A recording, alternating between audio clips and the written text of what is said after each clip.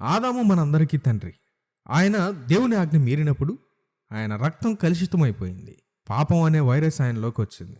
ఒక నీళ్ల ట్యాంకర్లో విషం కలిపితే ఆ ట్యాంక్ నుండి వచ్చే ప్రతి పైపులో విషమే వస్తుంది కదా. అలాగే ఆదాము నుండి పుట్టిన మనందరిలో ఆ పాపపు వైరస్ ఉంది.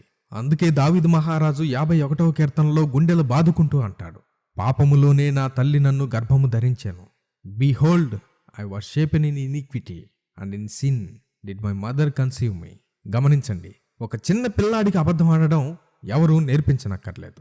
వాడు ఆటోమేటిక్గా నేర్చుకుంటాడు. కానీ నిజం చెప్పడం మనమే నేర్పించాలి. ఎందుకంటే చెడు మన రక్తంలోనే ఉంది, మంచి మనం కష్టపడి నేర్చుకోవాలి. కాబట్టి నువ్వు పాపం చేయడం వల్ల పాపివి కాలేదు, నువ్వు పాపివి కాబట్టే పాపం చేస్తున్నావు. రోమీలకు రాసిన పత్రిక 3వ అధ్యాయం 23వ వచనం. ఏ భేదమునూ లేదు, అందరూ పాపము చేసి దేవుడు అనుగ్రహించు మహిమ